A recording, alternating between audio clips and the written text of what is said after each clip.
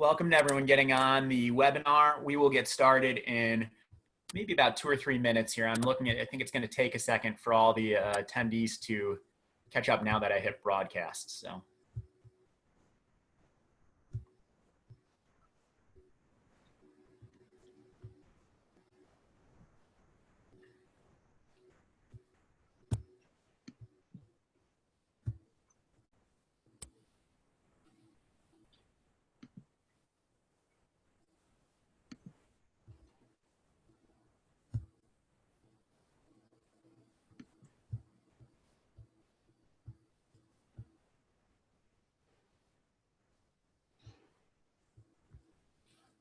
Welcome to everyone joining us. We'll be getting started in just a couple of minutes.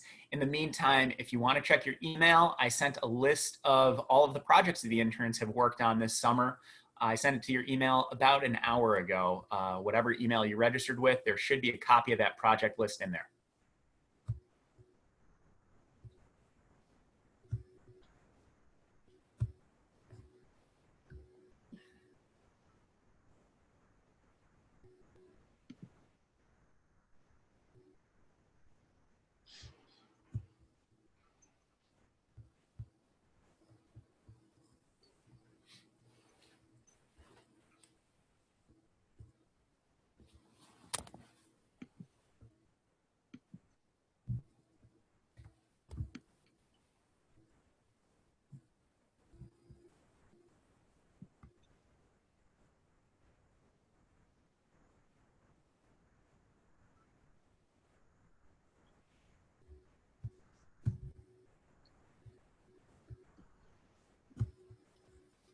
Welcome to everyone joining us. We will be getting started in just 1 minute, waiting for a few more people to join our webinar, and then we will get going.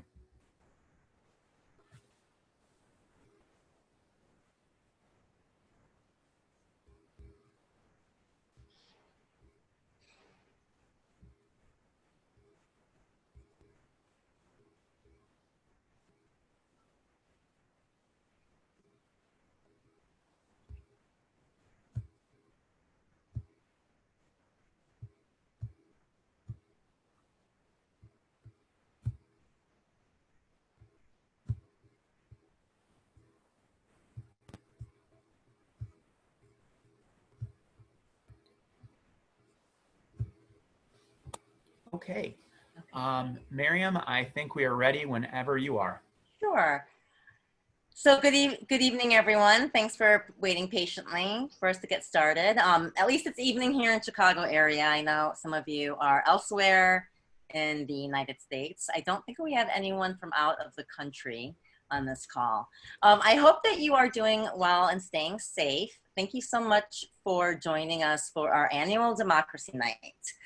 In normal times, we would be meeting at Wilder Mansion in Elmhurst or at our office and enjoying some refreshments and socializing. The silver lining is that many individuals who couldn't make it in person in normal times are able to join us virtually on this platform. So welcome to everybody. Citizen Advocacy Center is here to serve you, the citizen. So thank you all for your participation, for your inquiries and your donations that help to keep CAC's programming strong. And our summer internship program is no exception to that general rule. And as you'll hear tonight, this program has remained robust this summer. And I want to thank Ben Silver for adapting the summer program swimmingly well. You'll hear a lot about how government bodies are operating during this time. Normally, CAC receives a lot of Open Meetings Act inquiries, but these kinds of inquiries have actually skyrocketed as of late. And before I turn this over to Ben, I want to thank all of our interns for their hard work to date. Most of you will be wrapping up next week, and you'll be busy to the last. Thank you all for your dedication this summer, to your learning, and your hard work to building democracy. So now I'm going to turn this over to Ben, who will tell you a little bit more about CAC activities as of late, as well as an upcoming event, and then he will introduce the interns. Thanks, Ben. Good evening. Thank you for joining us for Democracy Night 2020. While we look forward to getting together again in person in the future, we're really excited about the opportunity to reach our friends across the country tonight on this virtual intern night. Our interns joined us this summer during a tumultuous time for the state and the country. Our interns have addressed issues unlike anything we've ever seen before and have done so with incredible creativity, intelligence, and passion. CAC went remote on March 13th, but the pace of our work has never slowed. And in fact, it picked up as community members, journalists, and officials attempted to figure out how government can and should run during a global pandemic requiring strong social distancing measures. We began addressing these issues even before the stay-at-home orders. We first received a call from a suburban reporter asking if a public body could limit attendance based on public health concerns and what best practices would be for ensuring transparency and participation despite physical attendance limitations.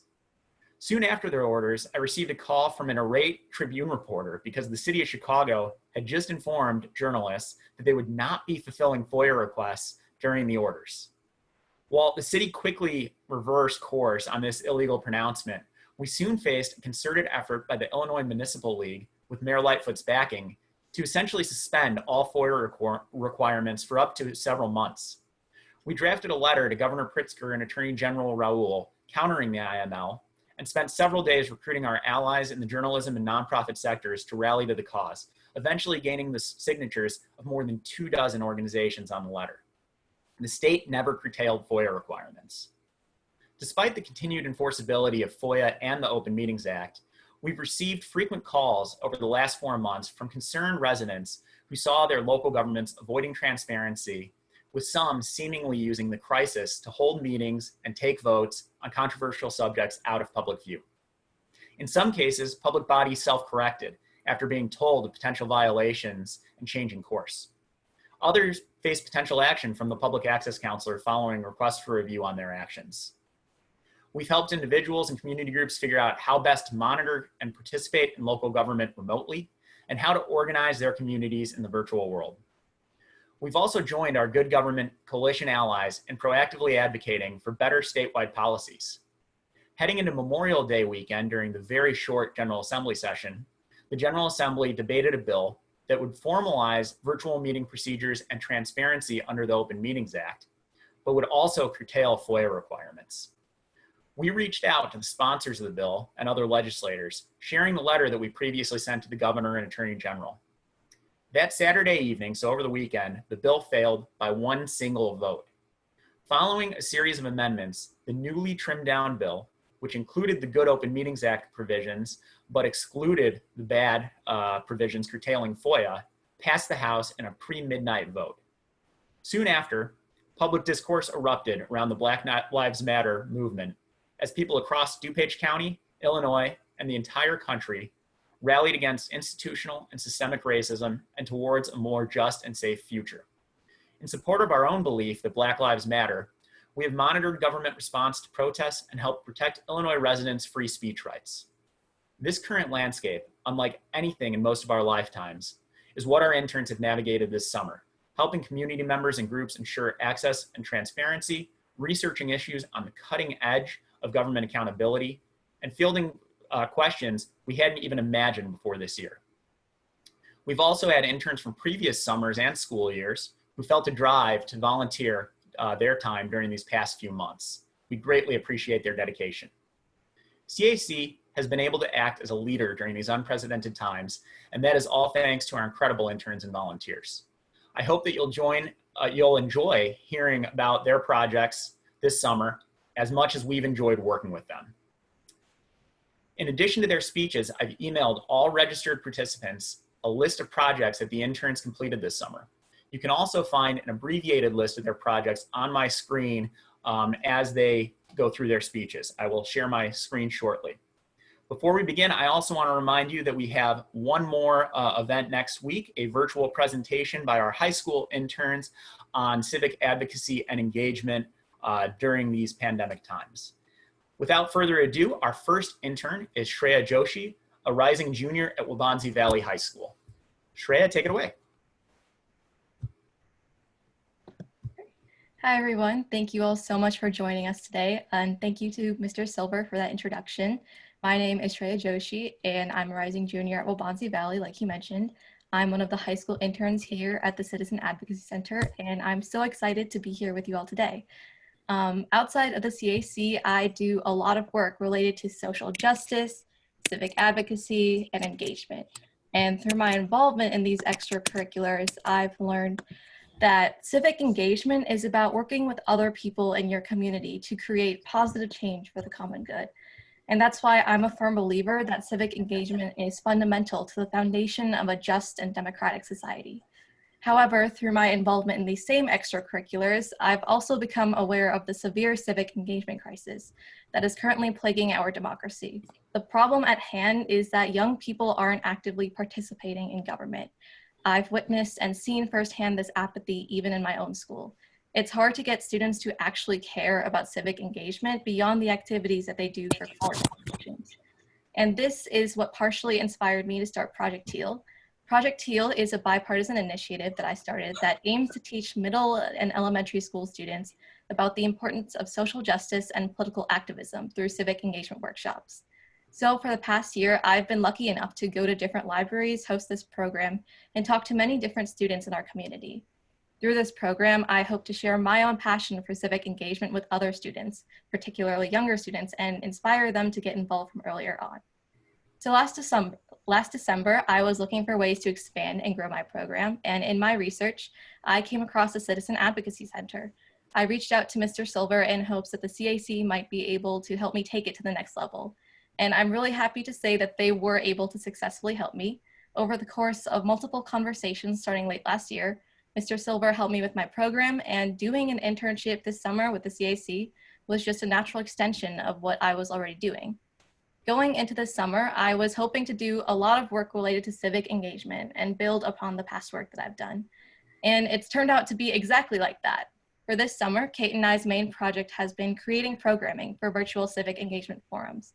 For the first forum, our topic was ensuring free and fair elections in the pandemic, where we focused on voter registration procedures such as online and automatic voter registration.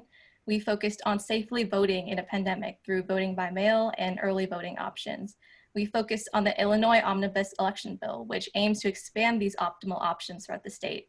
And finally, we focused on the importance of democratic and fair elections, especially in a time like this. Our next forum, which will be taking place next Wednesday, so please feel free to tune into that if you're interested, is centered around civic advocacy and mobilization, where we'll be focusing on the logistics of grassroots advocacy, the power of public pressure in influencing elected officials and in enforcing government accountability, community organizing, civic education, and more.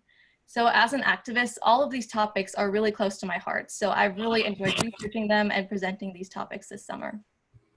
Before the start of this summer, I was admittedly a little bit worried about what this internship would be like virtually. I was also concerned that I wouldn't get a chance to meet the other interns, especially because this pandemic was such an unexpected situation and something like this has never really happened before in our lifetimes. But thanks to the efforts of Mr. Silver and Ms. Judar, we've had all the support and guidance that we need for our projects. And even though I've never actually seen any of them in person, we have calls 3 times a week. So I'm really happy that I got the opportunity to meet and get to know all the other interns here. So whether it's been meeting new people or learning new things or working on new projects, I'm just so grateful to the CAC for this internship. And I truly wouldn't trade the experience that I've had this summer for anything else. Interning at the Citizen Advocacy Center has turned me into someone who is more aware of the local issues impacting my community, and frankly, someone who is just more willing to listen and learn to the people around me. So again, thank you all so much for joining us today. I hope you enjoyed listening to my little spiel, and I'll pass it along to Kate. Thank you, Shreya. Our next intern is Kate Lee, a rising senior at Naperville Central High School. Hi, everybody. I just want to thank Shreya for passing this off to me and give a shout out to everybody who helped make this internship possible. I am so happy I searched up the logistics of protesting last summer and stumbled upon a citizen guide regarding that exact topic by the CIC. Downloading the citizen guide was what encouraged me to do more research about the organization that had created it, and that's how I discovered the Citizen Advocacy Center. I was first drawn in by its name, and then second, its commitment to empowering citizens to create a bottom-up democracy, which builds upon rather than thwarts its educated voters and politically active constituents. Like Shreya, as a high schooler coming from a pretty STEM-oriented community, I've always felt as though civic education is vital, but unfortunately lacking amongst my peers. The CAC's resources and clear energy for such a subject ultimately propelled me to pursue an internship here. Going into the CAC, I'd relied mostly upon the CAC's list of daily activities and previous subjects that interns have delved into as a sort of guide for what I could expect. A lot of it seemed really service-based, like answering questions or even providing legal advice if necessary. While the CAC does all of this and more, my internship at the CAC was definitely oriented a little more towards education. The CAC encouraged me, as a high school intern, to learn, create, and educate the people around me. By researching recently passed legislation, reinforcing my knowledge on things like voting and activism, and then spreading this information to others, the CAC reminded me that a democracy relies on proactivism just as much as it does responding to others. So, this summer, Shreya and I tried to be proactive. As you mentioned earlier, our main project was creating 2 online forums, which would address critical issues for constituents. First, participating in elections amidst a pandemic, and second, engaging in activism during a time of increasing political activity and recognition. The first forum, which was held this past Wednesday, focused heavily on the logistics and best procedures involved with voting, such as how to vote by mail and engage in early voting, and how to avoid procedural slip-ups that might make your ballot get delayed or miscounted. The second presentation, which takes place next Wednesday, is a little more generic as the subject might imply. It focuses on everything from media bias to the Freedom of Information Act to the Open Meetings Act to local ballot initiatives and the logistics and impact of petitioning. As my internship progressed, I was fascinated by the progression and expansion of initiatives I saw. As an intern for the CAC, I knew a lot of my activities would be focused on local issues. The more I delved into the specifics of what I was doing, the more I realized that local issues can quickly spiral into ones relevant on a statewide basis. For example, I was amazed when researching the Cards for Kids Act. Due to the actions of a single high school senior from Cook County, students across the state of Illinois might experience a potential transformation in their educational experience. On the other hand, shortcomings associated with the decentralized nature of Illinois government made me realize that local advocacy can very well be relevant in other Illinois localities. After observing the lack of forthcoming information about the omnibus election bill on several county websites, I realized that electoral transparency might not just be critical in my municipality, but also localities across the state. Overall, interning with the CAC really helped me envision how quickly small issues can become big ones, how important small details are to a big picture, and how even slight activity can spark a big change.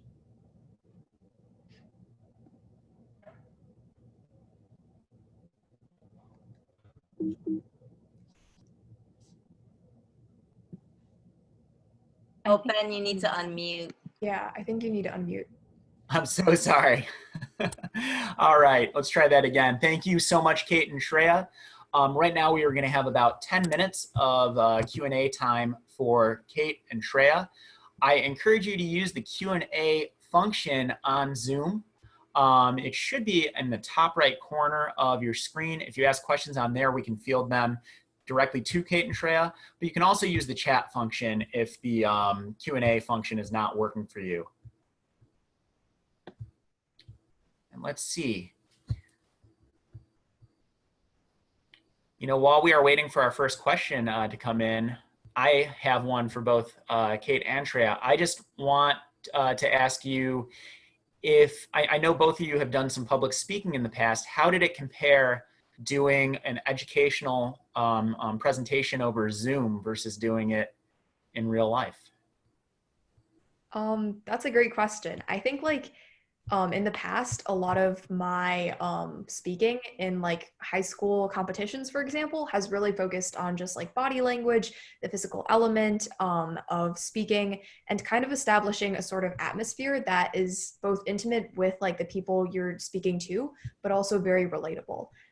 Taking this online I had to like sort of navigate losing that personal element of public speaking, but at the same time, I think there are some increased conveniences.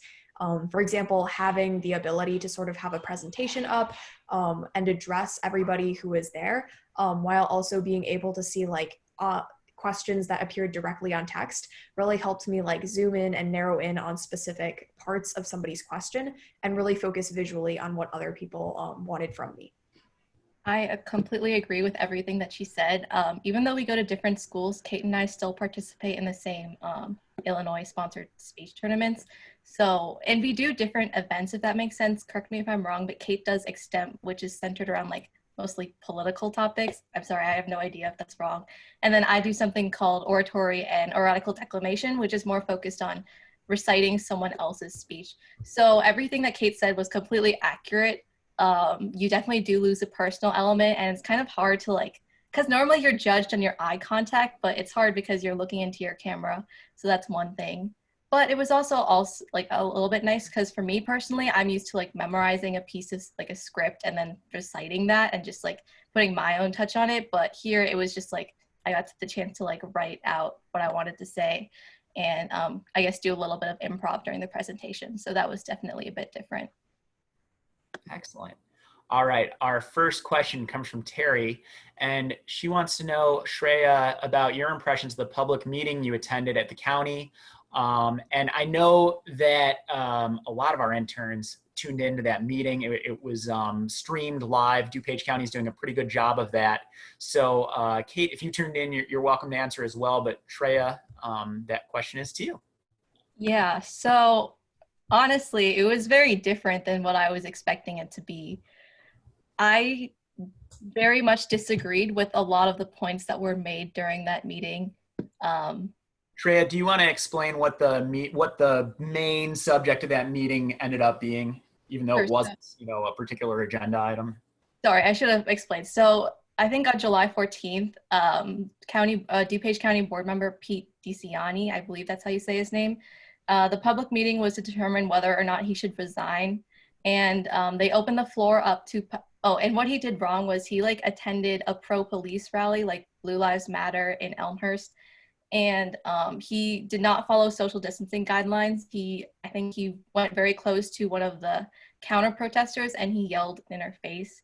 And then I think after the event had occurred, he also replied very rudely to an email from one of his constituents. So that was a problem at hand. So during the public meeting, a lot of the people who came out were in support of Mr. DeCiani. And beyond the statements that they were making, which a lot of them I disagreed with, just like personally. But I also think that it was a bit unfair because I think the way that they like stacked it so that a lot of his supporters went and like they didn't give much time for people who might oppose him staying on board time to speak. And I also think another issue is that like people who are more likely to support him are also the ones who are also the same people who are more likely to come out in the middle of a pandemic and voice their opinions versus people who might oppose him are more likely to stay home and instead write in a comment for that to be read. So honestly, like overall, I thought it was very biased, the public comments portion at least. I definitely disagreed with a lot of the stuff that was said. Like they did not make very good comments. And I just think that from now on, they should like structure the public meetings differently so that first of all, every side is like included in the argument. Like we hear from both opposition and supporters. And that also since given this COVID-19 pandemic, a lot of people are writing in instead of attending the meetings in person. So I think some consideration needs to be given to like reading the comments that people have submitted before time because those are important too, but I feel like they just didn't give enough importance to them during the actual meeting. So yeah, that's just what I thought. Shreya, I think those are very astute observations. We saw that the comments that they read later, maybe even there were almost certainly were more of them and they were against him on the other side, but they were read by the state's attorney and those live comments certainly seem more impactful, especially coming first. So thank you. All right, our next question comes from Susan. This is, I believe, for both of you. Do you think that remote and virtual learning gives us new opportunities for civic education at all levels of education? What are some ways you imagine civic ed expanding during this unusual learning time? Excellent question. So for me personally, I think I mentioned this a little bit in my speech, but part of the one of the extracurriculars that I do outside of the CAC is I do something called Project Teal, which basically focus to like teach like the importance of political activism to middle and elementary school students. And so one of the ways that we've kind of transitioned in like amidst this pandemic is we're doing a lot of virtual events at like local libraries. Like for example, on August 4th, I'm hosting an event at the Aurora Public. And I think one benefit of that is that a lot more people are able to come just because like they're at home and they don't actually have to come to an in-person event. So I'm hoping that the turnout will be bigger and thus like the impact that we might have will be bigger. But in terms of like other ways, I also think that this is a really great opportunity for teachers to reevaluate the curriculum that they're teaching in their classrooms, especially in light of the recent, I guess, recent national attention that has been brought to the Black Lives Matter movement. We've had to seriously reevaluate all our like values and look at the education that we're putting our students through. And so I think that part of civic education is also making sure that we're informed, and this means teaching history accurately. So I think one way going forward is a lot of school districts and the Illinois State Board of Education are making an effort to teach students actively anti-racist education as opposed to like whitewashed history that has been there in the past. Thank you. Kate, do you want to add anything? Sure. I'll make this like kind of brief because I think Shreya touched on a lot of different things. One thing that I kind of like to bring up is just the concept of a lot of, I think, at least peers that I interact with on a pretty frequent basis. A lot of them are becoming more active on social media.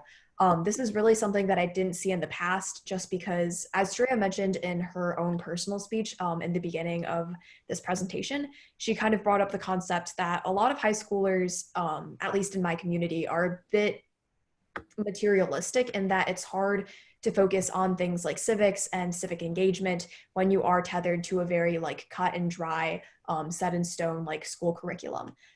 Being at home during a pandemic, but seeing like so many things continue to happen around you, I've seen petitions become like very, very popular very quickly on many social media platforms. I've seen more and more students kind of take a stance on political issues when previously they saw themselves as apolitical. So I think that while there has been technically, I suppose, an increased amount of time that has been afforded to a lot of high schoolers as a result of social distancing measures, this time is like used in a way that allows them to become more politically active. Excellent, thank you. We have one more question and then we'll move on to our college interns. This question comes from Donna. Kate, I'm curious what you as a young person feel about media bias, plus the role of social media in informing young people about political issues. Thank you for that question. Yeah, for sure. So one thing that I really like noticed about media bias is sort of just the role that name recognition plays. What I think like we don't tend to notice is that, like, for example, the New York Times is often seen as a more liberal leaning magazine, and Fox News is often seen as a more conservative leaning like journalism site. And as a result of this, many people on opposing sides don't tend to view these articles purely because of how strong this name recognition is and due to their aversion to the opposite side. It's actually a bit more complicated than that. Fox News has varying degrees of conservatism, for example, that it displays in its typical programming. Obviously, Fox News' opinion section, it tends to be a lot more opinionated and conservative than what you might see on its online news. And the same goes for the New York Times, obviously. Its opinion section is very obviously going to be a lot more strongly opinionated than a lot of just the hard news briefings that it gives to people who subscribe to its email chain, for example. But I think a lot of people kind of fall between the gaps because of their aversion to these big name journalism sites that that have very like diverse ranges of bias, but they don't necessarily open themselves up to the less extreme viewpoints that could be displayed through such channels. As for how social media can affect young people and how it informs young people, I think this is definitely something that we've seen become more popular in recent times. As young people begin using social media more frequently due to the cancellation of in-school learning, I think people are kind of taking it upon themselves to try and actively get one another involved. I've seen a lot more of my peers sort of call out other friends of theirs for not necessarily engaging themselves in pertinent issues that we should all be aware of. And certain chains, for example, such as like literally posting, like, for example, an Instagram post that tags several other of your friends and forces them to sort of like start a petition, sign a petition, or start a fundraiser. Those are all things that sort of align action with social media posts. So I think it's a very powerful tool for civic engagement as long as it's used properly. Excellent. Thank you for that answer. We are now going to move on to our college interns. If you have any more questions for the high school interns as well, there will be some time for all our interns to come back on towards the end of the call. As we get into our college interns, I will, of course, switch my screen to the shortened project list. And I also want to encourage you to continue using the Q&A feature. You can queue up your questions as the interns are speaking, and we will get to them as soon as they are done with their presentations. Without further ado, I would like to introduce Lucy Campbell. She is a rising sophomore at Brown University. Hi, so I'm Lucy. I'm a sophomore at Brown in Rhode Island, but I'm originally from Park Ridge and I went to Maine South High School. I'm not sure what I'm majoring in college. I've been split between biology and political science for a long time, and that's actually one of the main reasons that I wanted to intern at the Citizen Advocacy Center this summer. I wanted to gain more experience with politics and law and government, but at a more local level. I feel like all of my experience has always been through classes from middle school, high school, and even in college, and they've always focused on the federal government on huge national issues. And so this summer I wanted to try something different, something that was closer to home. And so far I really have enjoyed my time. I've been pleasantly surprised that I'm not doing grunt work. I think it helps that CAC is a pretty small organization, and so we're given a lot of flexibility with our assignments. And despite COVID, I think that the work that we've done has remained fairly unchanged. I'm still able to research things and write up briefs and get feedback. And as a group, we've done a really good job of staying in touch, both talking about our projects and just news that's going on. Most of my work has focused on civic engagement and transparency. And so my largest project was on land use public hearings, hearings that are about zoning and annexation and those issues. I researched how various municipalities currently conduct their hearings, especially during the pandemic, as well as the statewide rules and cases that govern those hearings, and then put together a best practices list. The immediate catalyst for this was a public hearing in Joliet over a really controversial industrial complex that's been proposed.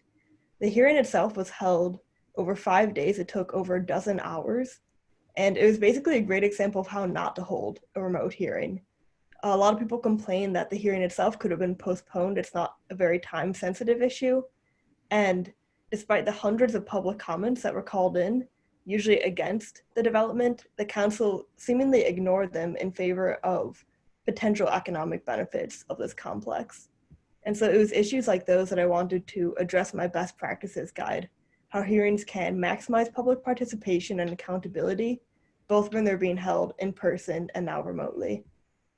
I also worked on a project with AFAF, the other college intern, where we created a spreadsheet that tracks all 50 state legislatures and what they've chosen to do during the pandemic about legislating. So some have enabled proxy voting, some are going to be holding their sessions remotely, and some haven't done anything.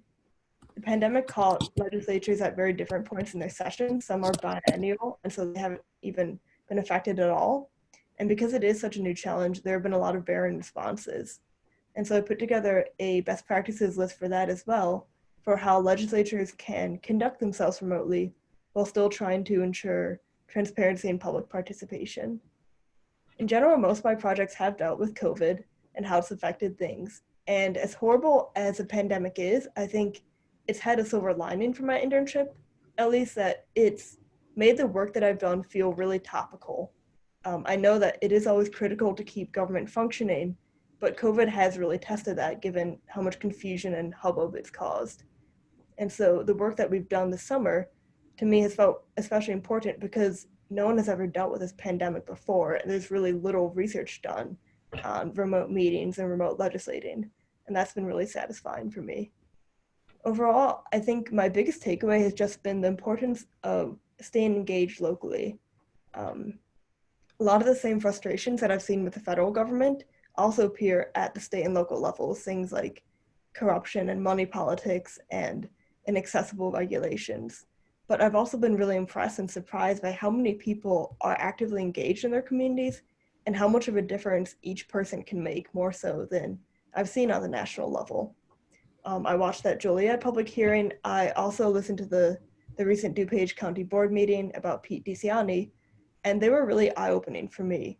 A reminder that there is a lot of important work still to be done here, and it's important to pay attention to that. But when people do pay attention, change really can happen. And I think no matter what major or career I end up choosing, that's something that I'll hopefully forever keep in mind. Thank you so much, Lucy. Our second college intern is Afaf Amatullah. She is a rising senior at Elmhurst University. Hi, I'm Afaf and I attend Elmhurst University. I actually first came to know of Citizen Advocacy Center through my college. So at Elmhurst University, we have a lot of students who intern for CAC, and while working on a project for one of the departments at EU, I visited the CAC office and talked to some of these interns. And they told me about the kind of research work concerning civic participation that they were doing, and it made me really interested in CAC, especially because I have interned for civil advocacy organizations in the past. So I decided to apply for the summer because I wanted to devote my time to researching relevant issues and areas of advocacy in Chicago and beyond. Because we are in the middle of a pandemic, when we first began adjusting to making the summer internship online, I was really disappointed because I could no longer have the experience of working at the actual CAC office. But we were able to make up for the lack of physical space by meeting multiple times a week, not only to update other interns on the work that we were doing, but also just to discuss and taking each other's ideas about what was going on politically.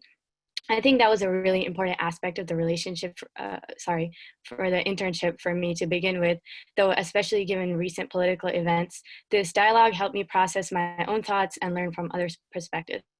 So my main project, which I research extensively and still do keep track of, was focused on the Paycheck Protection Program under the Small Business Administration. I also ended up writing a letter to the editor for the Chicago Tribune on this issue.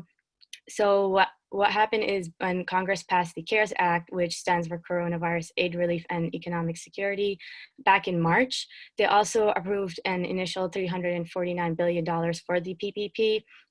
That ran out within the first 2 weeks, so they had to add another $310 billion in the following month.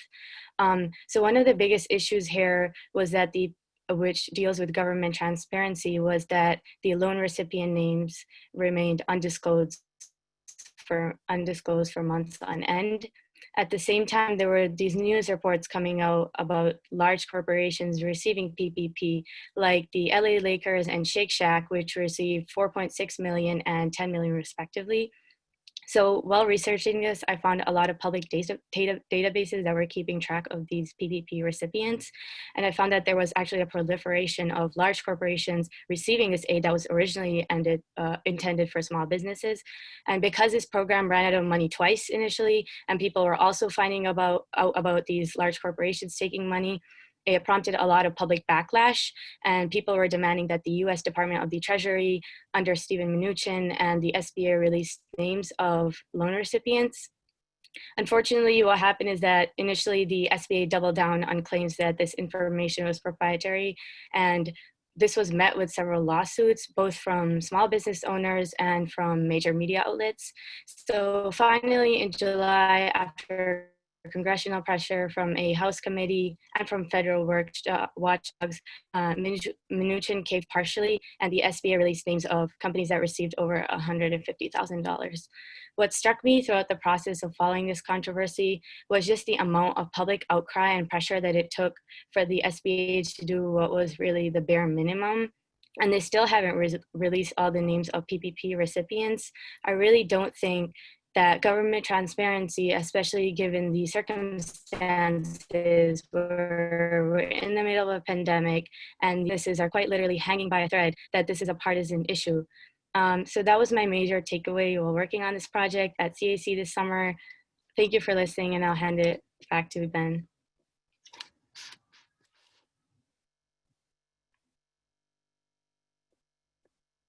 Thank you so much. Hopefully my video will start in a second here. There we go. Okay, I want to open it up to Q&A. Again, if you can please use that function in Zoom. And while we are waiting for the first few questions to come in, I wanted to ask you just briefly, sort of generally, your views on briefing these Supreme Court decisions that came down. One of the reasons that I like assigning that to college interns is I know a lot of our college interns are thinking about law school, and that's one of those activities that from the very start of law school, you do a lot of. So I'm just curious what you thought of that. I really enjoyed it. In my senior year of high school, I was part of a program called We the People, and it's sort of a mixture between government class and a debate team.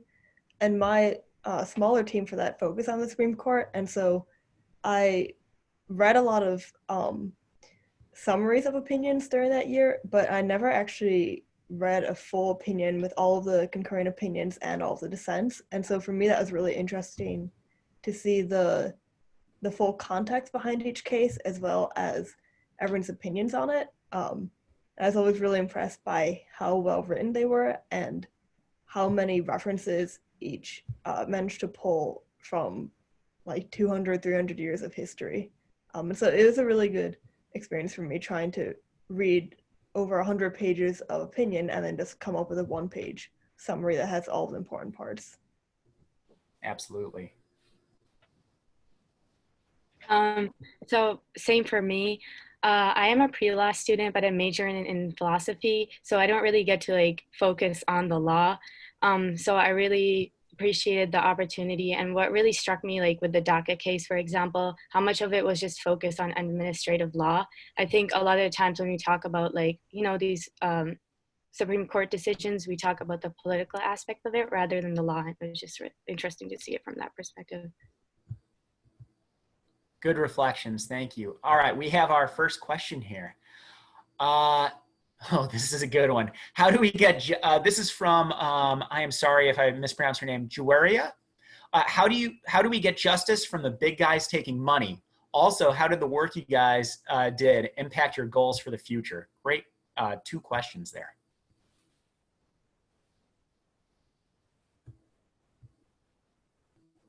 I guess I'll go first. I'm kind of confused about how do we get justice from the big guys taking money. But as in terms of like how this internship impacted my goals for the future, I think like what I mentioned earlier, I don't in terms of like what I study at school, I don't really get the opportunity to like study the law as a pre-law student, ironic.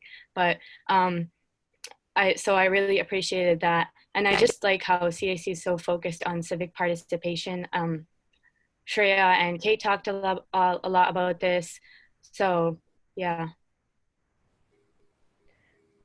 Yeah, for the first part of the question, I'm guessing it's talking about the loans, which I didn't research. But in terms of that, I think the amount of public backlash that we've seen about larger corporations taking the money hopefully has deterred others from doing in the future if we do see the PPP program get renewed in Congress, and hopefully that won't happen again. And hopefully they'll also be a bit more cautious about really limiting the money to smaller companies. In terms of how this has impacted my future, I'm still very unsure about what I want to major in. I think I just need more time, more classes, more experience before I can choose. But if anything, it's been a bit frustrating to see that even at a local level, there's so much bureaucracy and so much confusion that goes around in government. And I think, I don't know if I want to spend the rest of my life trying to deal with all of that, but I do know that my experience this summer has shown me that no matter what, I'll always be interested in government, and I'll always hopefully be engaged at both a national level and at a local level. Excellent. And yeah, I do think that the question was relating to the PPP money. It's funny because when I saw it as well, I was, I guess, thinking broader scale. It's things we can apply to so many different subjects. But yes, with the big corporations getting these loans, I don't know if you have any answers on that. And of course, there is potentially another stimulus package coming through the Senate and House as we speak. I think they're debating it this week. So that's another thing to look for and consider as we continue. Yeah, I'm sorry I didn't understand your question initially, Javeria, but my answer to that, and I think I touched on it in my original presentation, was that I think we really need to focus on the transparency aspect, and we really need to push for accountability. And as I mentioned earlier, this is like, it's really tiring work, and it took like months of so much pressure from Congress, from the public to just release some loan recipient names. Excellent. Okay, our next question here is from Susan. It's for both of you. What are your ideas about how the issue of government transparency and accountability can be more visible to the public, especially as they prepare to vote or get more engaged civically? Great question. My initial thought for this is something that the interns that we've talked about a lot on our Zoom calls, and just that there's really not much civic engagement that's done during primary and secondary education. And that's something that I think would help a lot, where we do spend a lot of time taking government class and taking the Constitution test, but no one really talks about the importance of being engaged and voting as much. And I think that's something that if we were to instill those values in people from a younger age would hopefully carry on through the rest of their lives. And besides that, I think organizations like CAC and all of the outreach events that are done are things that help, because at least for me, until I interned here and started listening to board meetings and looking into the fine print about public meetings and public hearings, it's not something that I really thought about that much either. And I think people aren't going to think about government transparency, especially on a small scale level, until they're really faced with the issue that there is no government transparency that they can see.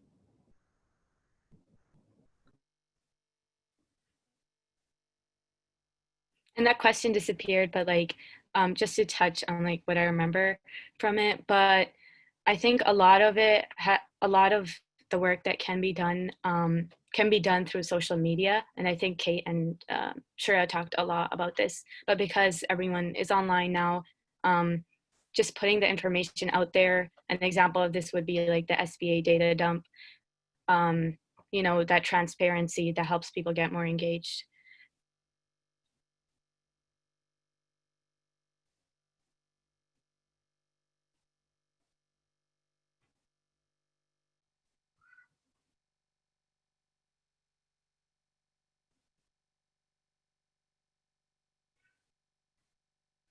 Hi, I think that maybe Ben has been disconnected, so I am going to read a final question that's being posed to you guys.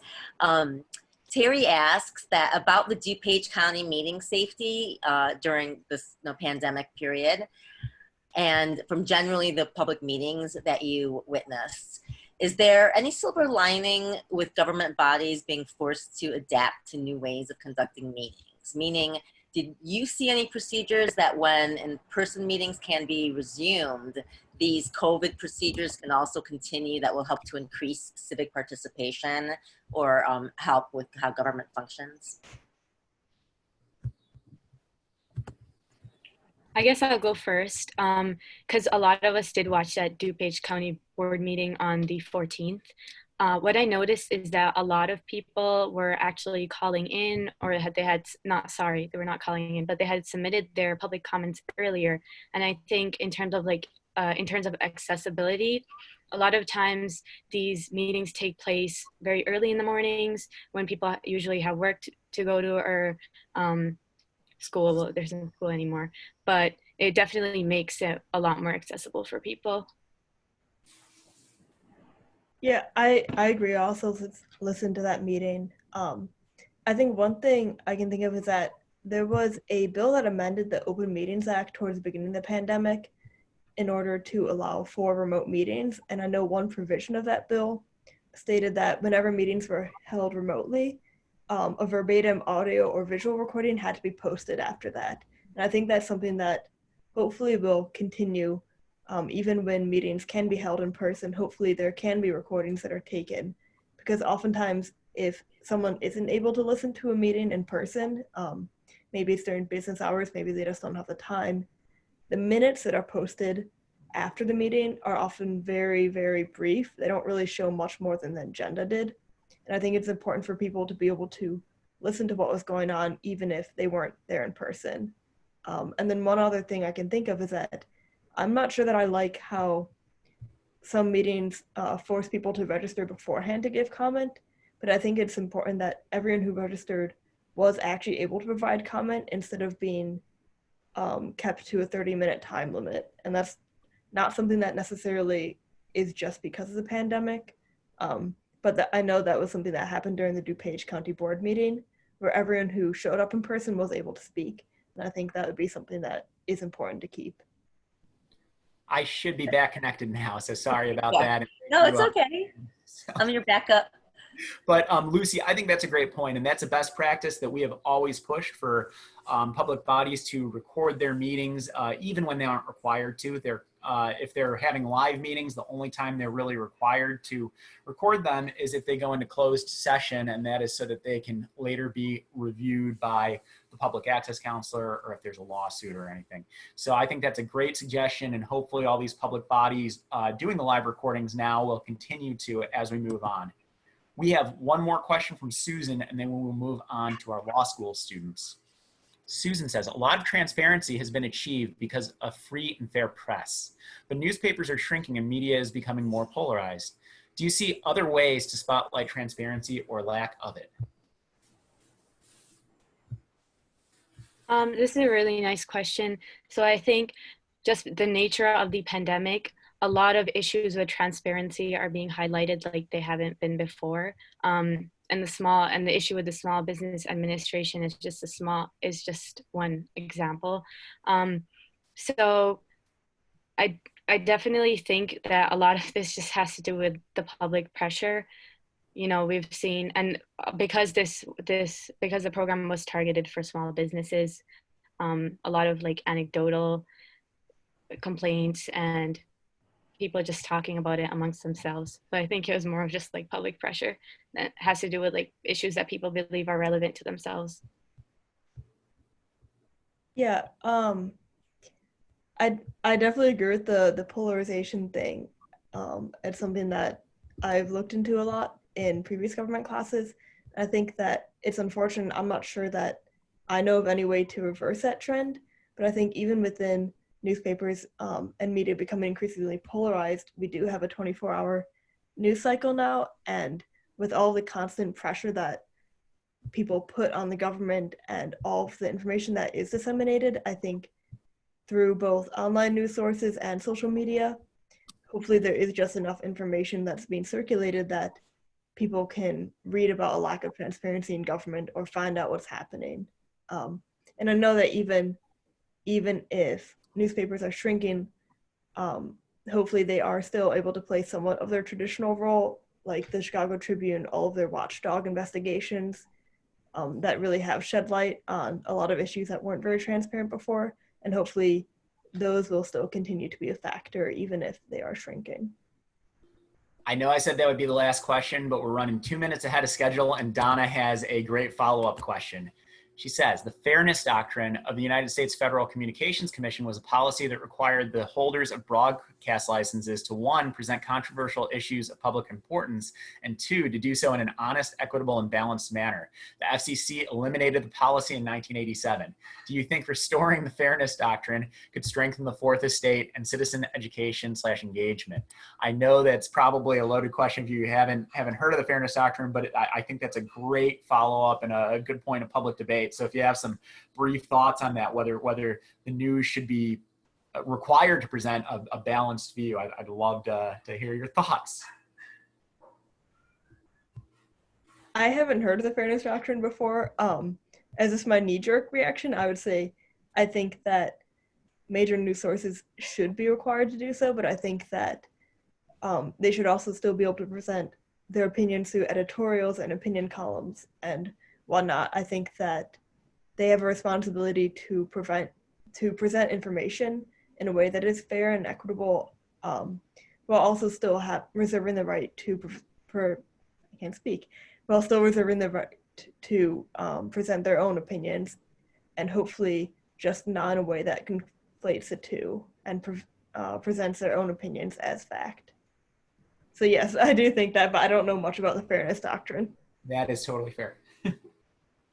Saying my knowledge about the FCC is limited, but I just have to say personally, I think the news does do a good job. A lot of the times news outlets, like even ones that are traditionally seen as more liberal outlets or more conservative, and people perceive them to be really biased. I think they usually do a good job of reporting the news fairly, but then people pay more attention to the more opinionated. A lot of them have like shows and TV hosts that people tune into more. So I think it's more of like what does the public give attention to rather than finding this unbiased information, because I do think it's out there, and a lot of times in your research you're looking at a lot of these news outlets just reporting this information that's more objective. Great answers. Thank you so much. And we will see you, Lucy and Afath, at the end when we get back to questions for all the interns. But now we are going to move on to our law student interns. Again, I will share my screen with a brief list of projects as they present. And please feel free to start queuing up questions in the Q&A as they give their talks. Our next intern is Jackson Poller. He is a rising 2L at Loyola University Chicago Law School. Jackson, take it away. Thank you, Ben. And I was keeping track of those questions has been great. Those are great. Can't wait to see more. So yeah, my name is Jackson Poller. I'm a rising 2L at Loyola, and I did my undergraduate studies at Northwestern University in Evanston, where I'm from. And during my time at Northwestern, I got involved in community organizing, where I had the opportunity to get involved in issue campaigns for various issues, both at the local and state level, and even a few things that had the chance to influence federal policy. But the campaigns I always felt were most effective and had the most tangible impact on people's lives were the things that dealt with local policy, excuse me, I drank a lot of water tonight. Local policy, local government, both in Evanston and in Chicago. So, and I knew I didn't want to lose that when I got to law school. And a career counselor, knowing I was interested in public interest, encouraged me to go to a public interest focused job fair where CAC was doing interviews.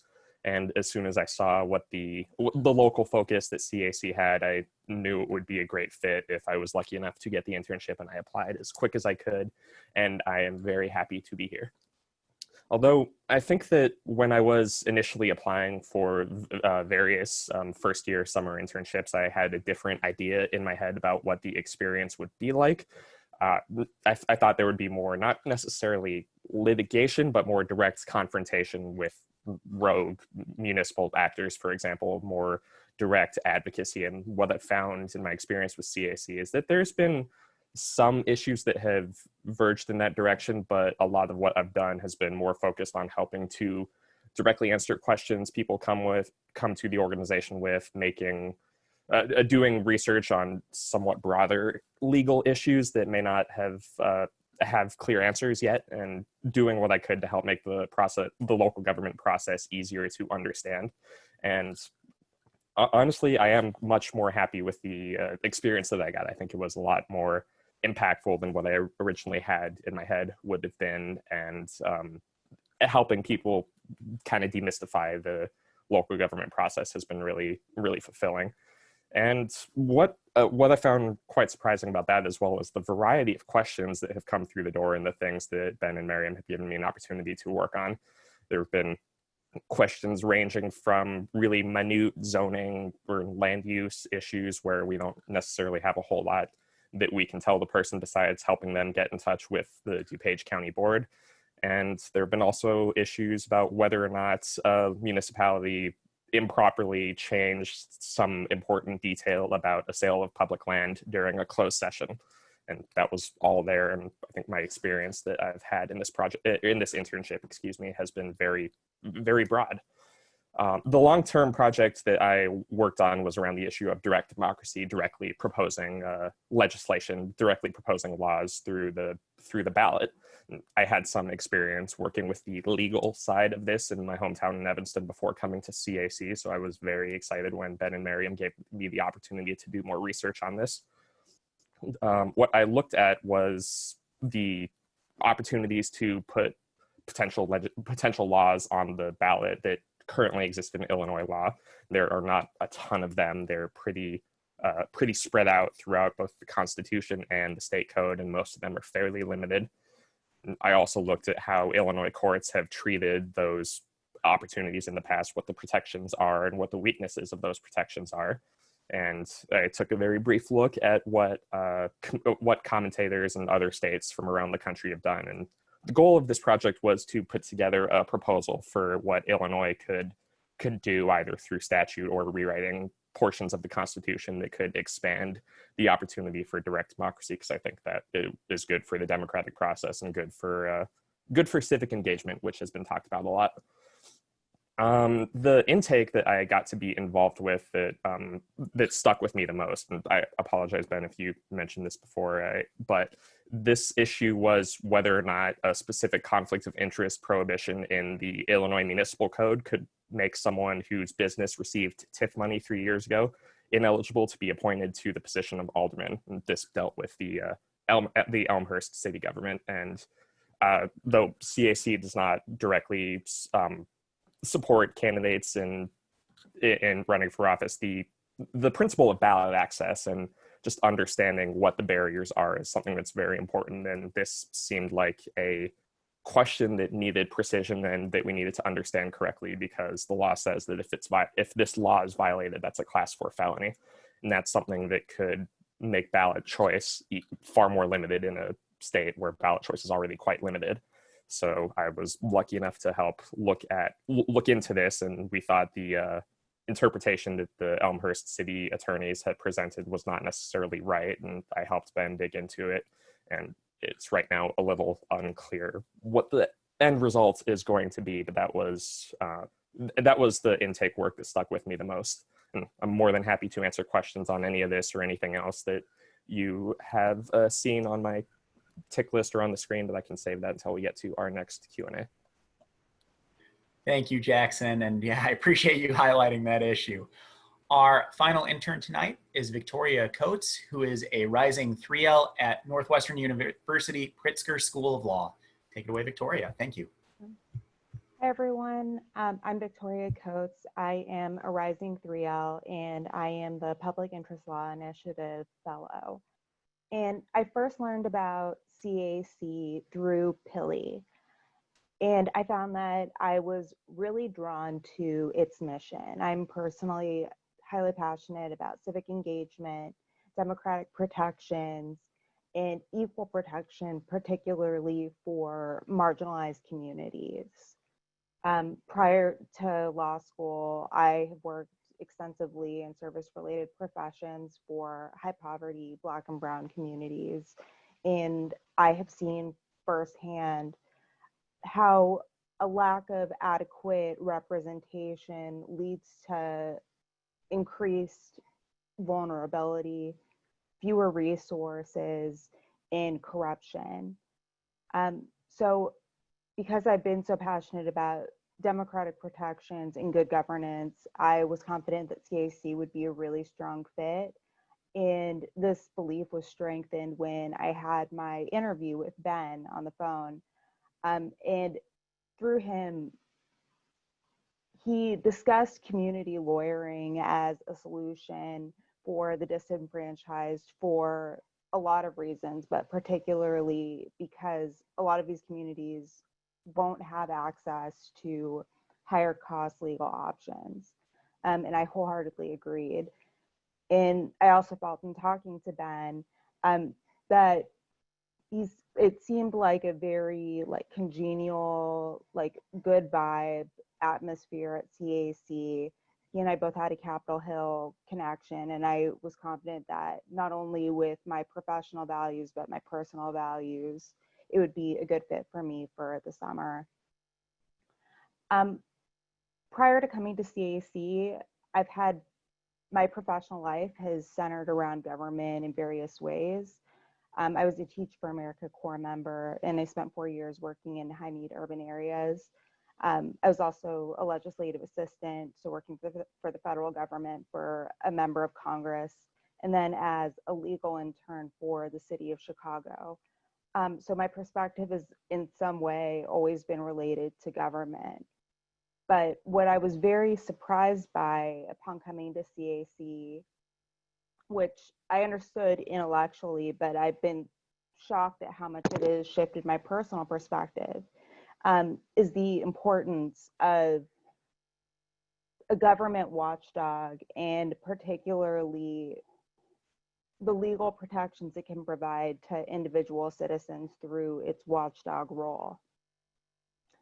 CAC has dramatically shifted my perspective and illuminated dynamics of how those who are in positions of power are able to strategically leverage their authority, both in government and moneyed interests, and what they're likely to do if they believe that they're not being watched. Again, these are principles that I think we understand as news talking points, but I've been very grateful for the firsthand perspective and being able to watch it in real time, but also through the contributions of like my colleagues, fellow interns in Ben and Miriam, as like we have our check-ins from week to week. So I've been very cognizant of like the risks that exist as citizens if they don't know their rights or have watchdogs like CAC to advocate on their behalf. And when I talk about an intake I did this summer, I'll go into this in more depth. But the main legal project that I worked on this summer was related to Illinois litigation against Governor Pritzker's COVID-19 emergency orders, which primarily centered around social distancing. And this was a very, very interesting project for me in terms of giving me a lot of exposure to federalism, like issues between federal, state, and local levels of governance, and what each level has done to be able to flex their authority as a lot of this litigation is played out. And I have particularly enjoyed working more closely with First Amendment and 14th Amendment issues when federal law comes to be an issue. I've also found that in studying this litigation, separation of powers issues have come up really heavily, which has been fascinating as I've analyzed complaints that have been filed both in state and federal courts, as well as agency guidances at the municipal, state, and federal levels. Additionally, a new development for me that I'm very thankful for in the context of this project is that I have been able to learn a lot about impact litigation. And I suspect that as I continue to follow these complaints, which I imagine will continue to be filed, at exceeding numbers throughout the rest of the pandemic, is like learning a lot about impact litigation. And particularly like the sides that have had clear advantages based off of the courts they've filed in. For instance, like at the state level, based on the circuit court, and like particularly for religious liberty cases, whether cases are tried in state or federal court. And as these cases have been filed and updated so rapidly, it's been fascinating to analyze arguments both in terms of like their facial claims and then the strategic benefits to both the plaintiffs and the state. But I also learned a lot based off of individual intakes that Jackson and I got the opportunity to take this summer based off of citizens' complaints. And one pertained to a citizen complaint surrounding the Village of Liberty bill, where government employees had apparently instructed small business owners to remove Black Lives Matter signs, which touches on First and 14th Amendment issues. In analyzing this case, we did find that while the Village of Liberty bill through submitting a FOIA request, had acted in a way that appeared to be lawful. I also attended the board meeting where the citizen brought up this complaint. And the citizen who reached out to us was a very highly educated lawyer, somebody who is confident in asserting her rights and can speak very eloquently about them. But I noticed that after she had left the meeting, the board discredited her to the rest of the attendees. And it was a valuable reminder for me of the importance of citizens exercising their rights and what those in position of power, how they will treat your rights and message to other citizens, like as if they don't exist. If citizens aren't empowered and have confidence in their ability to wield them. So I've been very happy and grateful for my experience at Citizen Advocacy Center this summer. And I thank Ben, Miriam, and all of you who have contributed to making this a great experience.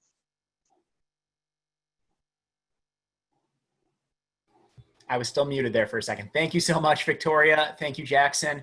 We will do about 10 minutes of Q&A for both of you and then open it up if there are remaining questions for any of the interns. I am going to see here if we got anything in the queue right away.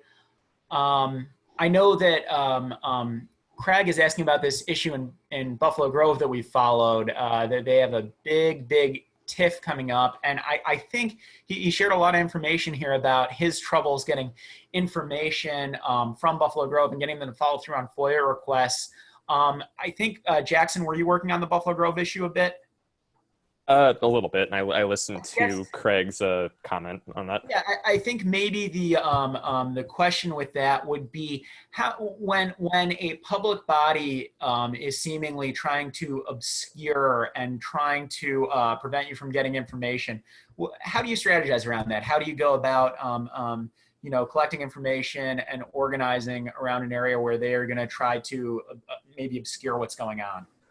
So I know this doesn't directly relate to, like, I'm looking at the questions, I see a couple of them are TIF related, but the way that I have, and I may be missing a piece of this, but the way I think about strategizing this sort of thing is that good impartial application of FOIA statutes has to play a pretty big role in this. Like the Buffalo Grove example, that the initial explanation that Craig got cited to some obscure part of the TIF law and made the claim that it exempted the requested documents from disclosure under FOIA, which there was no basis for. And in that case, as it turned out, there might have been a different issue with the records may or may not actually exist. But when municipalities are able to just sort of throw whatever they want to throw at you as like, hey, we're just not going to give you this information. I don't know exactly what would need to be changed in the statute, but I think something intersecting with FOIA and the public access counselor for when municipalities are improperly denying requests is what would need to be a part of that. Thank you, Jackson. I see it looks like the next question is for you as well about your large project. Can you share more details about your proposal to enhance direct democracy in Illinois as a citizen check and balance against Illinois' long history of corruption? Mm-hmm. That is quite a big question, Jackson. Yeah. And so for context, the actual paper, including all of the background that leads me to what my conclusions are, is approaching 70 pages. So I'll do my best to condense it down as much as I can. But I think what I've found in reading the cases that I have is a lot of what the shortcomings are in ballot initiative right now lead back to how the two broadest opportunities, which are both found in the Illinois Constitution, were created. So when Illinois adopted its new constitution in 1970, the drafters put in specific provisions for ballot initiatives in the local government article, Article 7, and a specific article for how amending the Constitution works, Article 14. And in both of those cases, there are statements from the record of proceedings that the delegates were very cautious that they didn't want to allow for legislative amendments being proposed through these mechanisms. So they limited them quite a lot. For example, the only current opportunity for binding initiatives at the statewide level is an Article 14, Section 3 proposed amendment to the Constitution, which must only target the legislative article, and it can only target procedural and structural changes to that article, which means if you have an idea for something that would change the procedure of how the General Assembly conducts its business, but it doesn't affect the structure, well, that's an invalid initiative because it has to be procedural and structural. And for local initiatives, there are a specific set of powers that are given to home rule units who are able to supersede or work concurrently with state law on various places. And the two clauses in that section that I'm most familiar with are the officers clause and the form of government clause, where home rule units can provide for their officers, their manner of selection and terms, and cities can adopt, alter, or repeal their forms of government. And the way courts have read those are very, very narrow. So the power has lost a lot of whatever meaning it might have had at the beginning. And I get through all of that to make the point that we are in a tough spot where a statutory form of initiative could give a lot of power back to citizens to propose legislation either at the local level or the state level. But given what is currently embedded in the Constitution, I don't see a really great way past that beyond getting the General Assembly to propose amendments to explicitly rewrite those forms of the Constitution itself, which would be a very big political lift. So the options we have right now on what I think I'm going to be able to propose are rather limited in what their short-term effect would be. I hope that answered the question. Very good answer. Thank you, Jackson. I have a question for Victoria. I know we have one question waiting on Libertyville about the meeting, the library meeting, actually, I think. But I also wanted to ask you about the initial issue in Libertyville that we got with the signs. I wanted to hear a little bit about the details and what we found out and what your reactions are to how that all went down and how it could potentially be corrected in the future. Yeah. So essentially what happened, for the sake of time, I was brief before, but so what brought us to the meeting initially, was the Black Lives Matter issue, and another issue that the citizen raised was pertaining to some troubling statements that a member of the library board or the president of the library board had made publicly, and an issue that the citizen raised and then another citizen following her had raised, which they discussed during an intake phone call with Ben and I, was wanting to be clear that the Libertyville board did not support the positions of this library board member that were deeply troubling, publicly homophobic. And even at this meeting, after the citizen who spoke to us spoke, and then another citizen spoke in support of her statement, essentially what the board had stated was, as soon as they left, it's not within our, it's not within our purview. We don't talk about personalities. I just want to say, given the comment, the tone, and the tenor, that we don't deal with that, was essentially the comment. And what was striking to me was some of the constituents, because I stayed for the entire meeting, there were certainly constituents who spoke after who were raising concerns that the board took the full time to hear that were not necessarily within the board's authority or purview. And while I take the point, the position of the board, that perhaps, that they don't have, for instance, the authority to dismiss this library board member, their statement saying after they left, I want to address the tone and tenor of those comments, that's not within our purview, that's not within our responsibility. But the question that had been raised is, we want to know your stance, and that's important to us when we choose to whether or not to reelect you. I do feel is within a citizen's rights. And the reason why it is meaningful to me is because it shows who those who are in positions of power, who they choose to be responsive to, and they treated these statements as if they were, not relevant, or as if they were, inappropriate, or, were out of order, and they weren't. So that was the basis, I guess, of me raising the issue. Thank you. And I know Susan had a question related to that about those comments being a matter of public record. And I suppose they are. Since it was partially virtual, they were supposed to record the meeting. So not only are they, potentially in the minutes, but they also could be video recorded as well. Moving on, we have a question from Terry to Jackson. From the TIF intake you did, does there need to be a statutory reform in one or more statutes? And if so, what is your opinion about what needs to be reformed in what statutes? So that is a big question, Jackson. So I can tell you what I would like to see, although I do not know enough about either the TIF statute or the FOIA statute, which is going to be a part of my answer again, to know exactly where this reform should go. But a common thread that I feel like I saw whenever TIF issues came up was at least a perceived lack of transparency and lack of making it easier for the citizens in whatever area is about to be affected by a new TIF to understand what's going on and why the decisions are being made the way that they are. There are some public hearing requirements built into the TIF statute, but I think there's a way to make that intersect with the FOIA statute, perhaps in some way of making whatever documents or provide the basis for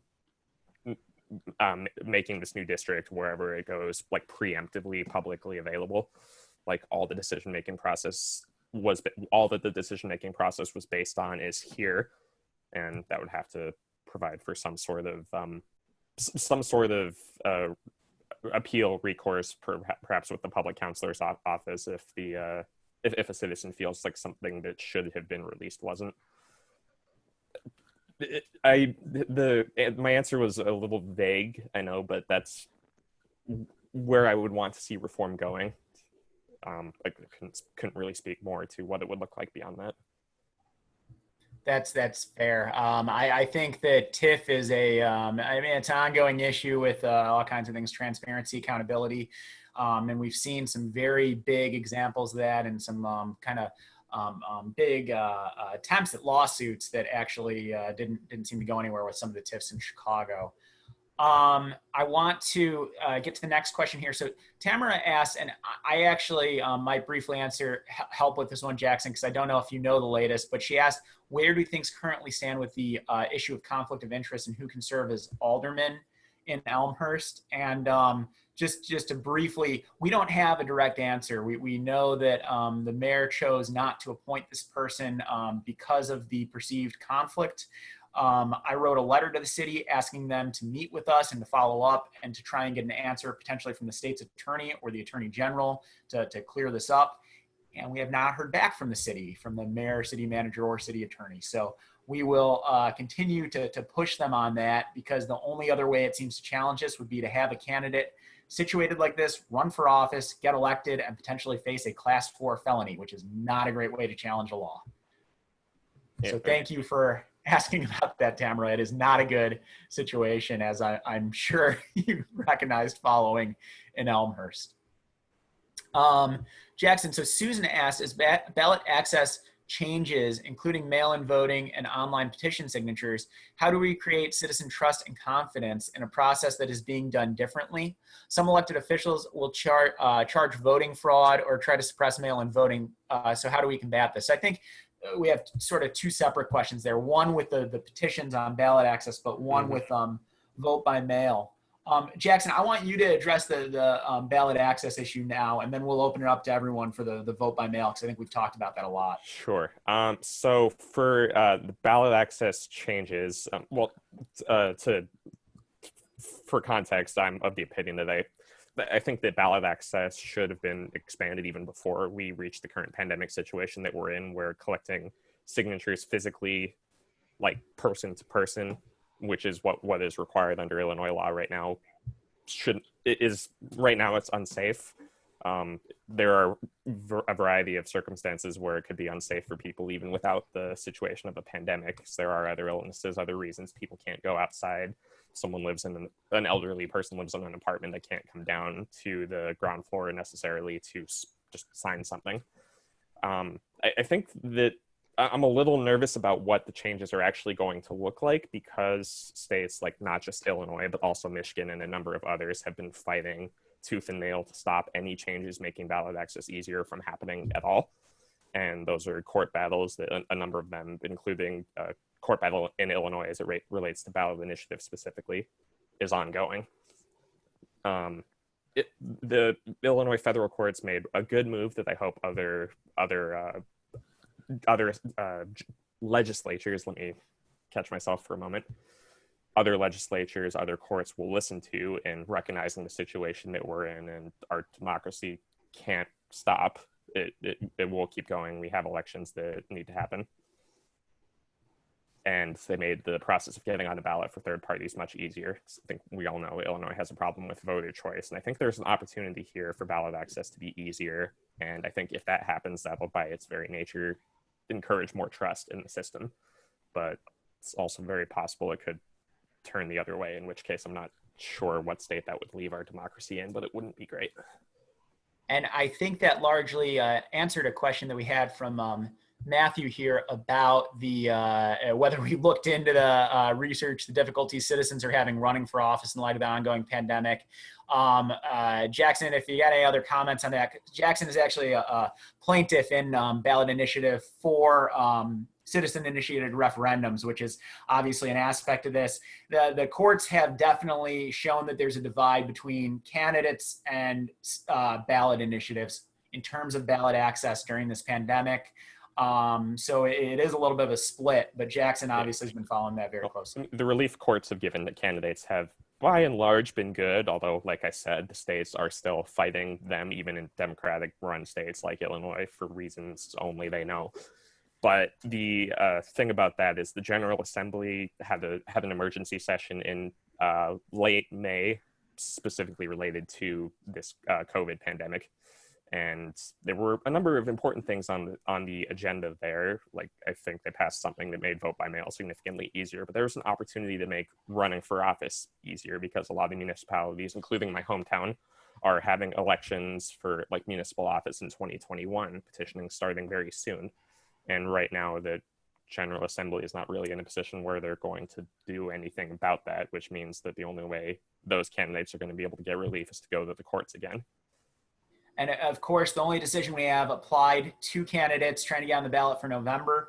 We have nothing yet for the spring, even though the candidate petitioning starts in about a month. Similarly, our vote by mail provisions only apply, the bill that they passed to help our election in November only applies to November, and we have nothing for the spring yet.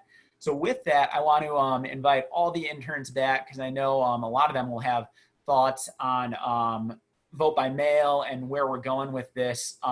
Victoria and Jackson, if you want to jump in first with thoughts on that as the other interns come back on here, please. Victoria, I'm interested in your perspective, especially too, having some background in government and politics at the federal level as well, just how things might be affected and how that's going to shape. You know, it's interesting because as the question was raised, it triggered some cases that I have studied in my research this summer. You know, like for instance, cases that have been brought in federal court, like the Republican Party filing suit against Pritzker's order, claiming that it violates their right to protest. And this kind of gets into some of the impact litigation that federal courts have been very favorable to Governor Pritzker's order claiming that in times of national emergency, he has increased discretion to limit ability to organize. And I know that similarly, the Supreme Court declined to hear a case in Texas, the Texas Democratic Party, who raised concerns about absentee ballots, being able to regulate, monitor the degree of absentee ballots. So, I mean, I would say that generally federal courts in Illinois, for complaints that are filed based off of, free expression, First Amendment related issues, I think that we're likely to see that for at least the Northern District of Illinois, that those cases are probably going to come out in favor of the state, just given the broad latitude that's been granted to Governor Pritzker so far. Although the Supreme Court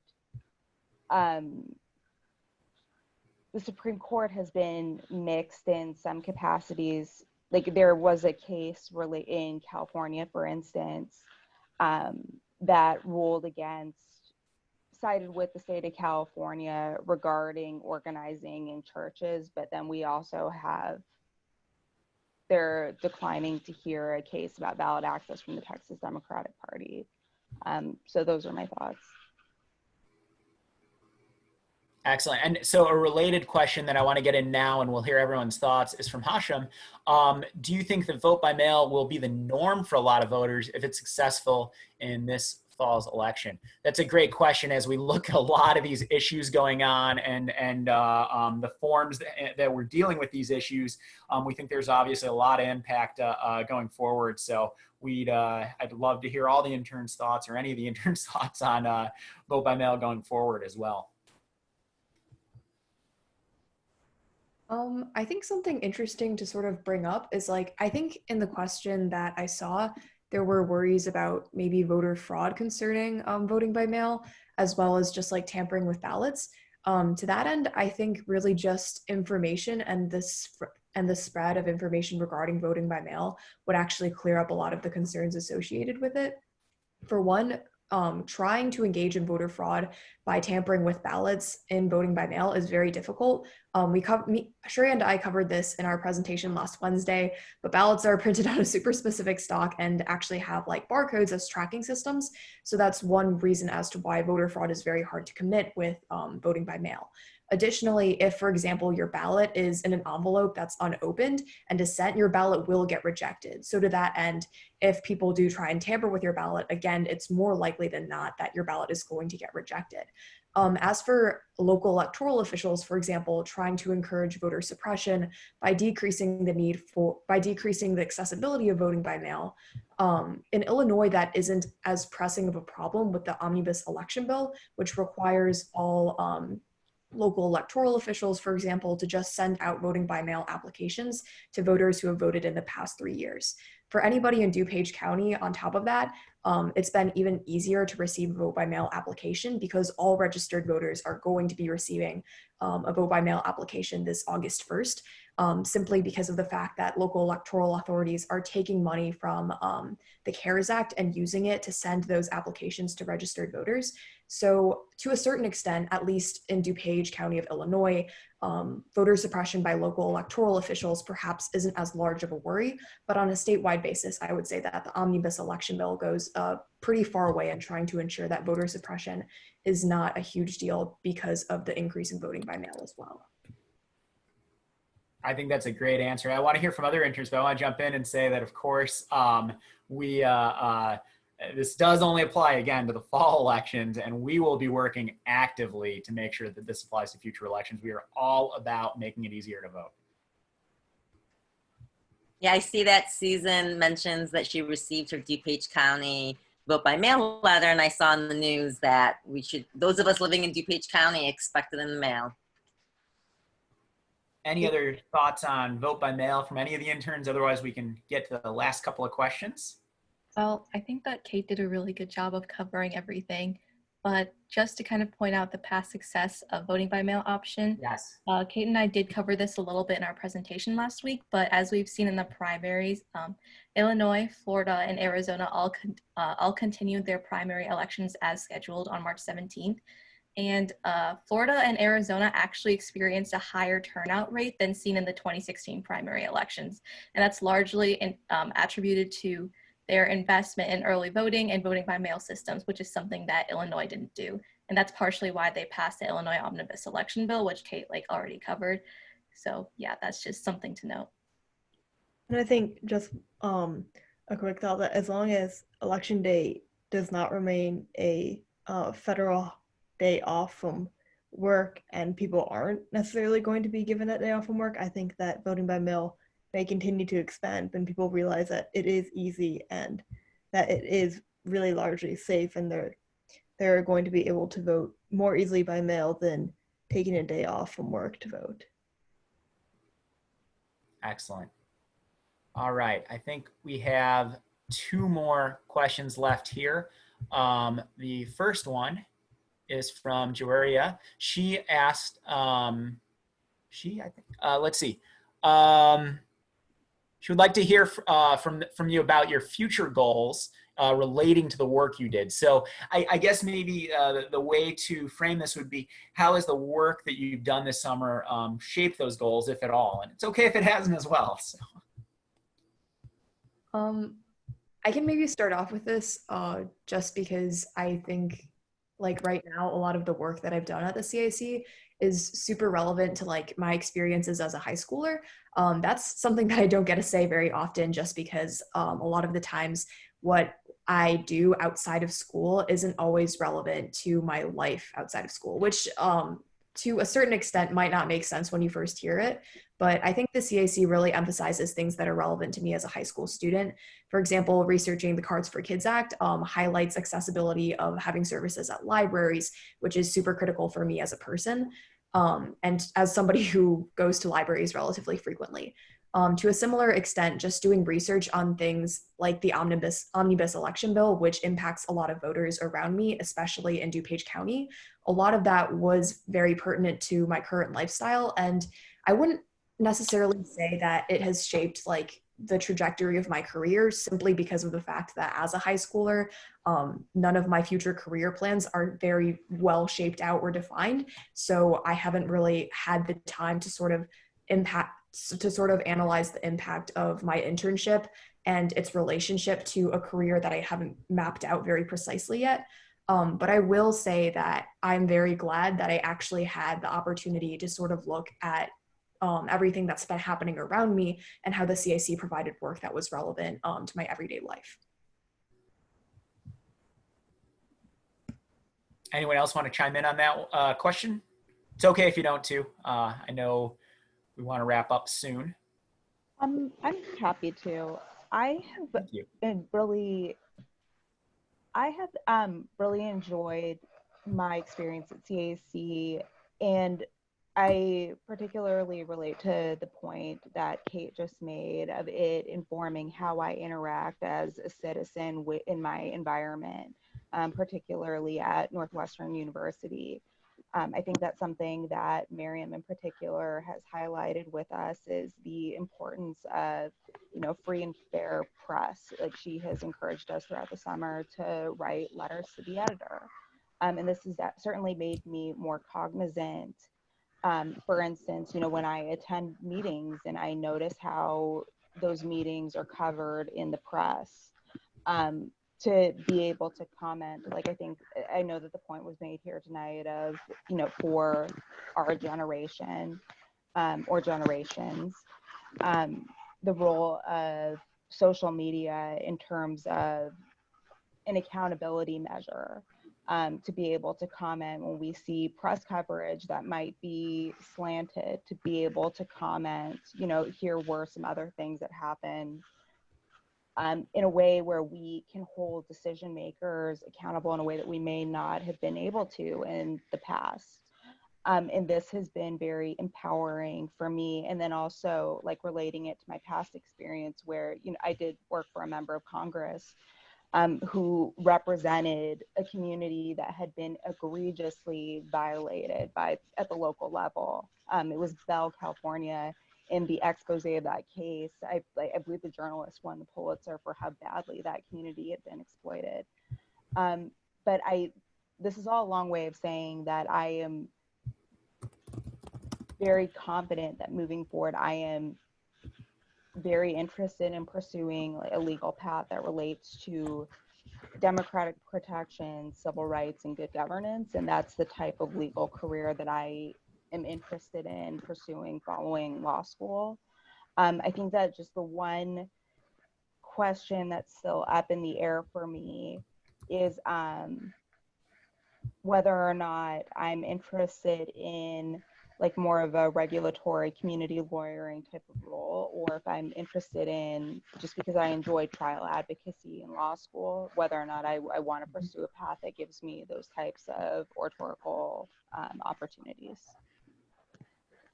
Excellent answer. Thank you. I want to very quickly answer. Don asked about prevention of rejection of mail-in ballots during counting. That's definitely a concern.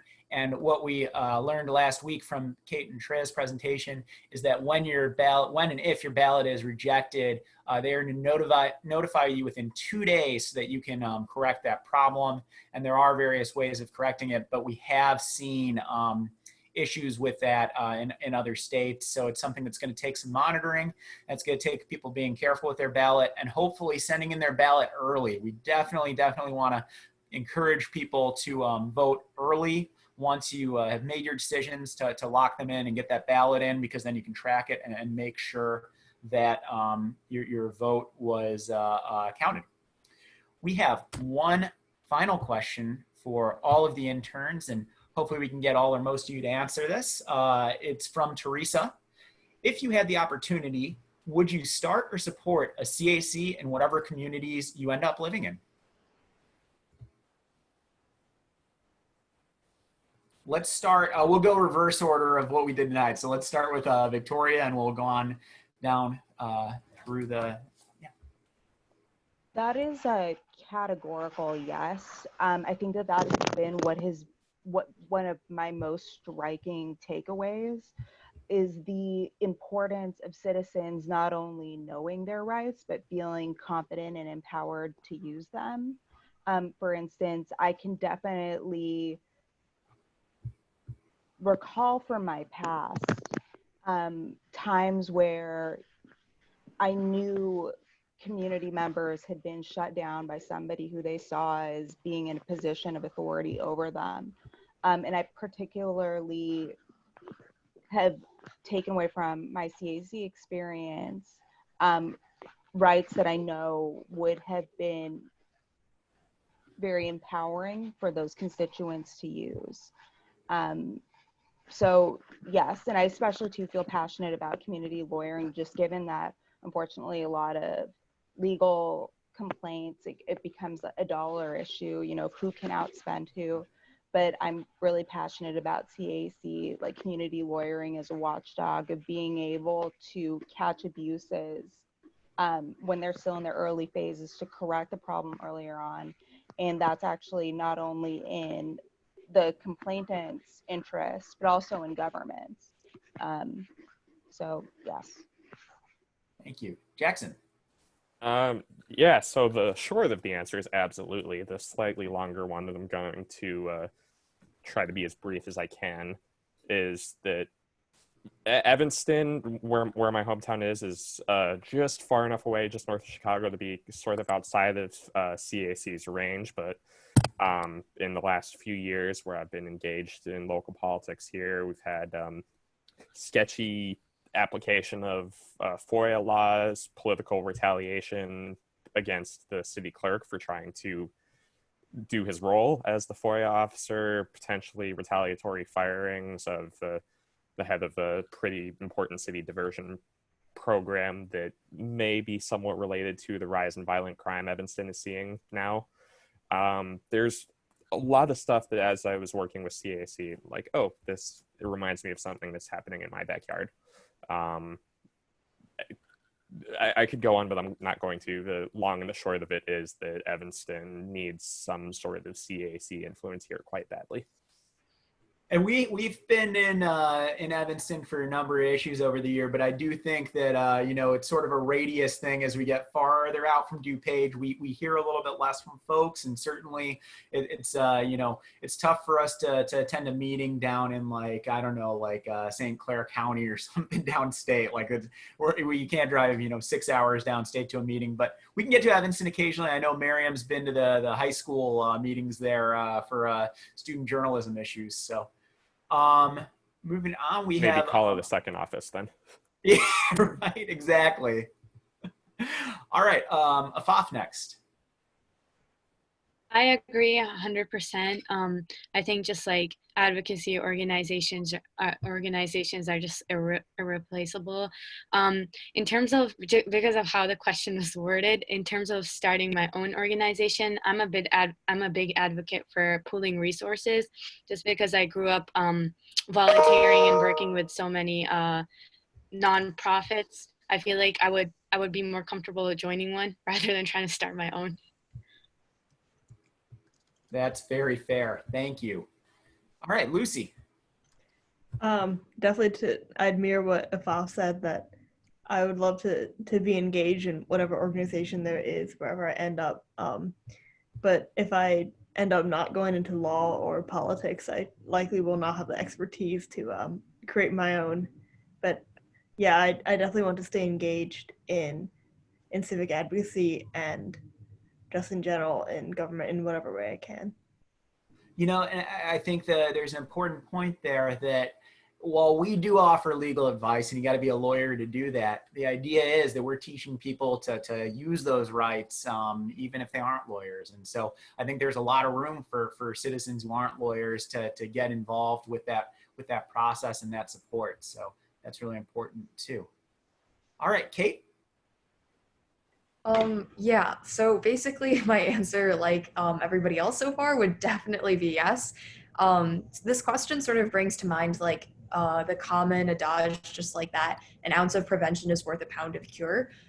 If political apathy is the disease in this case, I would say that the CAC is basically the perfect resource to make sure that the prevention happens before the disease really sets in, or before the disease's effects can really set in.